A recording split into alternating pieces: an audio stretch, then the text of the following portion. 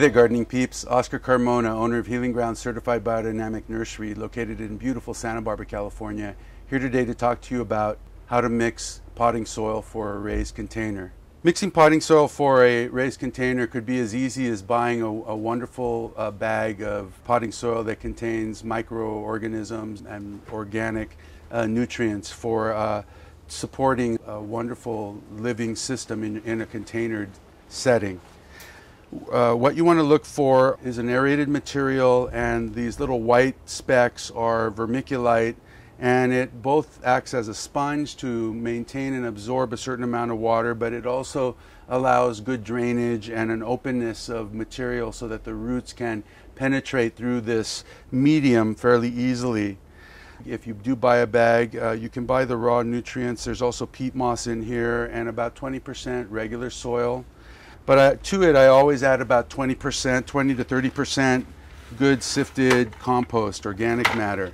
And I have my own worm bins, and so I've sifted this material and I want to add this to the potting soil. The reason is because it has a lot of wonderful base organic biochemical nutrients that the plants need to do well as lots and lots of microbiological life forms in here in the way of beneficial microorganisms that are so important to plants being able to take up nutrients and defenses against pests and disease problems.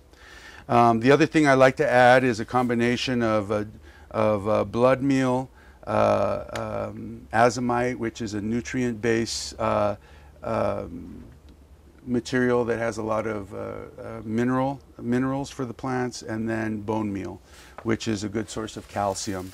And I put about roughly 6 ounces or a cup of each of those to a container at least this size. And you want to make sure that you mix this in. And by the way, the size of the depth of this container is a good one. You're really looking at about 24 inches of depth. 16 to 24 inches is a good height to allow for good root penetration.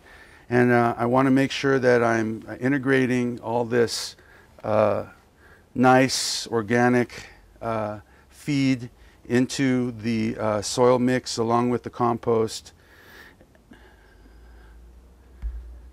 And then I take care to make sure that once I've integrated all of this, let's give it a few more turns here, go down, bring up soil as you go, and you want to make sure ultimately at the end, and it's okay if it's not 100% distributed, the roots in the plants are going to access this nutrient amendment that you're adding easily enough. So just try to make sure that it's spread out a bit and not all in chunks.